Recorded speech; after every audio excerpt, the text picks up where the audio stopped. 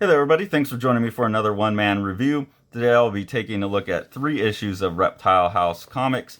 I had bought Reptile House 7, which is their most recent one. I think it was 7. Was it 9? I don't know. I bought their most recent one and really enjoyed it. But in the review, I had said, it seems like a lot of these stories are ongoing, so I feel a little bit lost.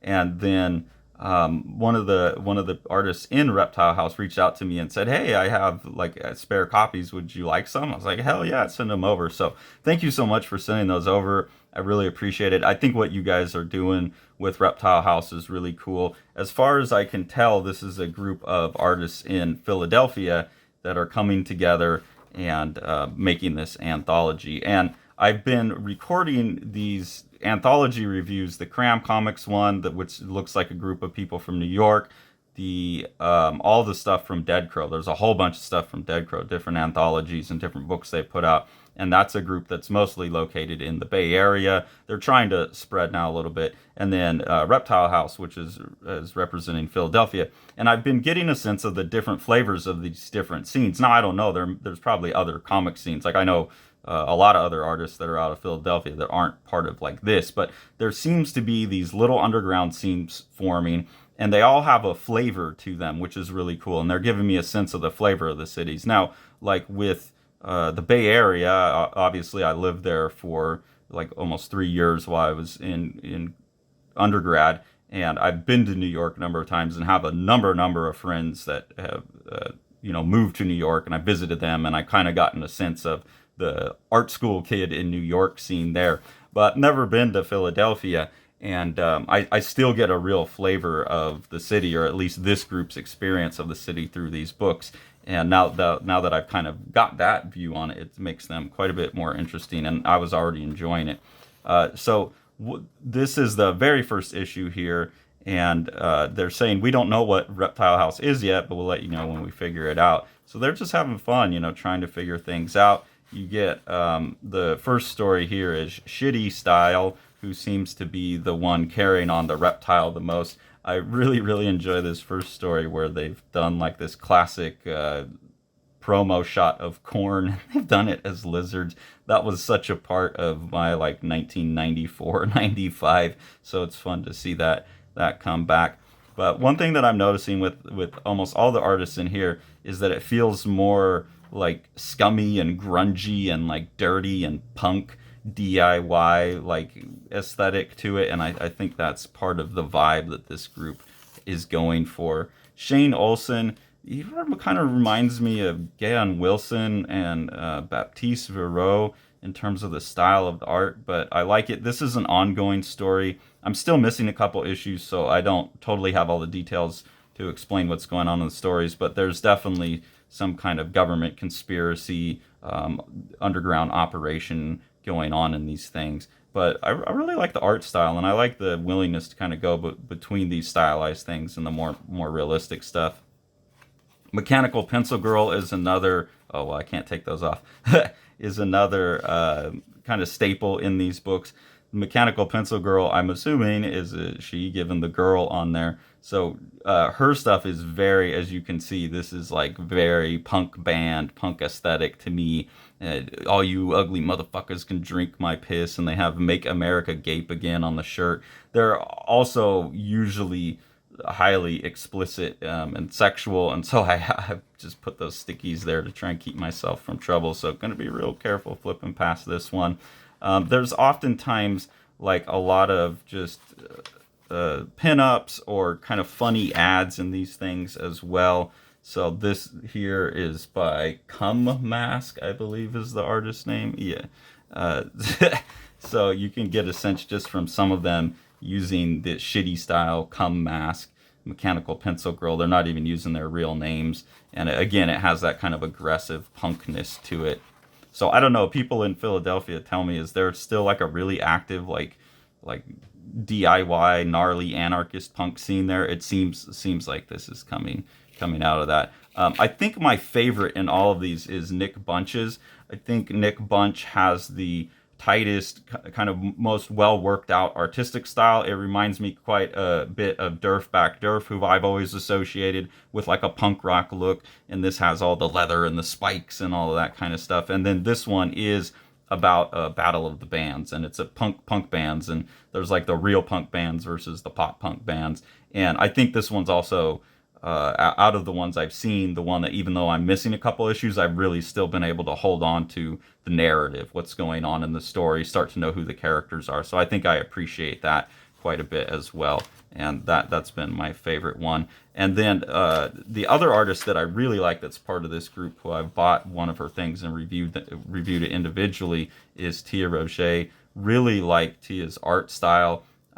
It's usually kind of grotesque and poetic, so the stories don't grab me as much as Nick Bunch's do, but really like Tia's art style, and really like how the art style is developing throughout. So I think this is an artist that's growing really rapidly and is going to do, like, so far is doing short work and getting their feet on the ground, but I feel like this is an artist who's going to contribute something pretty significant pretty soon.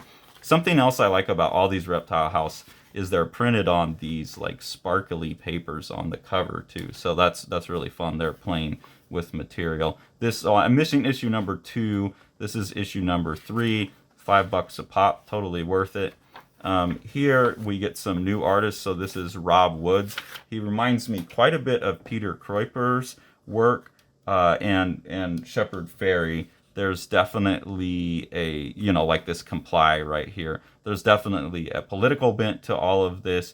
And, that style, that Peter Kuiper, like examining the system, tearing the system down, rebelling, political nature of it really fits. And same thing with, like, it feels like woodblock prints or stencils or things like that. So the aesthetic of it, I think, is really, really perfect for the content as well. And even just, you can see that it's packed with like lettering, logos and things: Allmark, Good Boy, Scan, No Mark, No Service. And the story is about a new world order, and there's a religious component to it where they're talking about 666, mark of the beast, and that we're all going to have these microchips or barcode tattoos and things like that.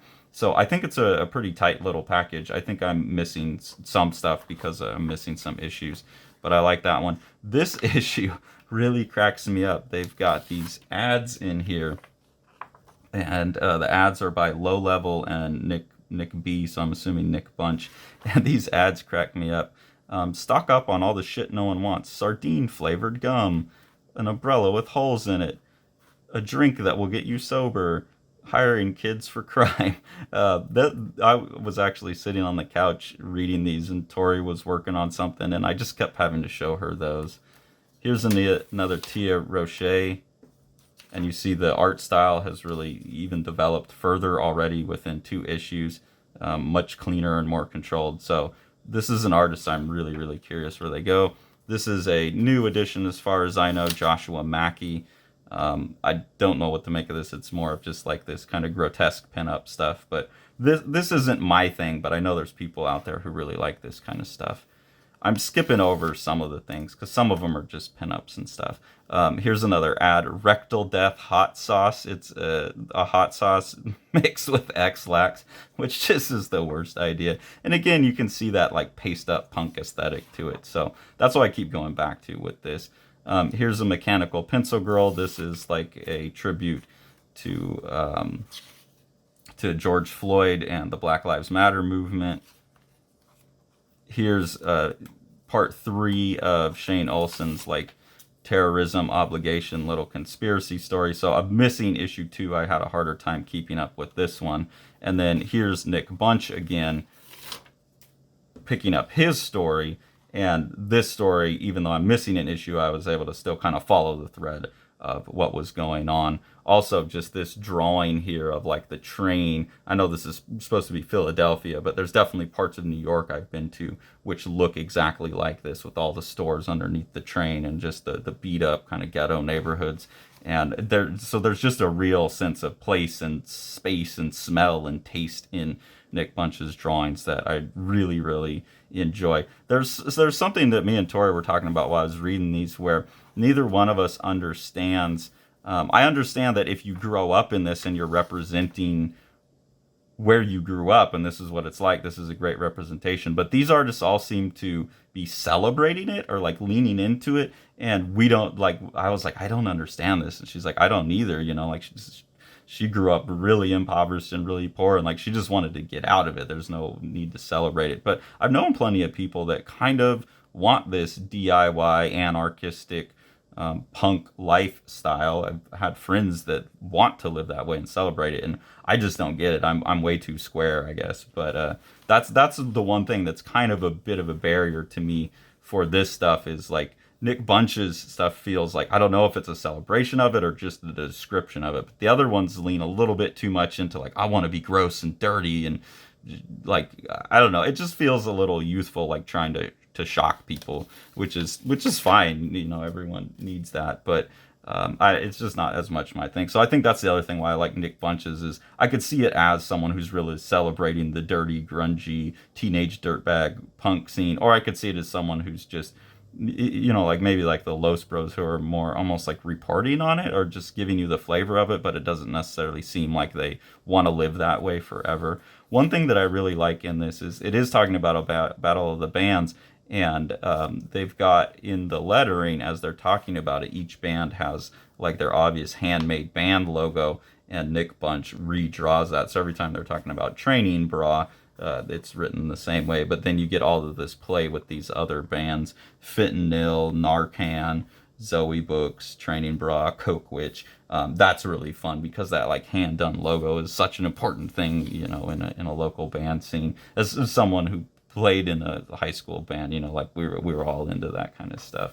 And then here you have another more poetic story from Shitty Style. So I wonder if Shitty Style is kind of the person behind all of this. Because Shitty Style is the one that always comes back to the reptiles and the lizards. And here's another ad, Clown Mart. We've got clowns. And then this here is issue number 4. So this is a continuation of the issue. And we got some new artists again. Elliot Beach doing this kind of weird little beaver story. It's a good cartoony style. And you can really see, you know, how they're indebted to previous underground artists and things like that. Story I didn't know, but I like the art in this one. Here I know the guys at Cartoonist Kayfabe. This is what I'm saying. I know there's a lot of variety in Philadelphia. They're in Philadelphia, and right here, this character they're trying to sell some Reptile House comic shirts, and they said, ever since I got my Reptile House T-shirt, random guys won't stop coming up to me and reciting entire episodes of Cartoonist Kayfabe, whatever the hell that is. So I like that they're taking shots. You know, they're taking shots all the way up at the top, the biggest names right now. That's funny. I don't know if they have. It would be interesting to know if they've ever been on like a kayfabe mailbag episode, or if they have any connection to Ed and Jim at kayfabe. It would be interesting to know. Here's another Rob Woods. This is again had that like really kind of poster aesthetic and the political type of content to it, but much shorter story. Here's another Shitty Style, back to the reptiles. Shane Olson again. This one has another Mechanical Pencil Girl story that is so like just I can't show it. So I'm not skipping over it because I don't like it. I just like literally can't show it on YouTube, I don't think, because it's pretty explicit. But the continuation of Shane Olson's story, which I feel like I lost the thread of by skipping issue 2, but still enjoying the art style. Ooh, almost showed a photograph of it. But yeah, there's a photograph of a dick in here. Might have shown up, might have to edit that out. And then back to Nick Bunch, and Nick Bunch is really pushing his compositions. Like this explosion of these characters I think is really great. And then here you get this 2-page spread that is really impressive to me, with this like Oriental Asian looking arch here.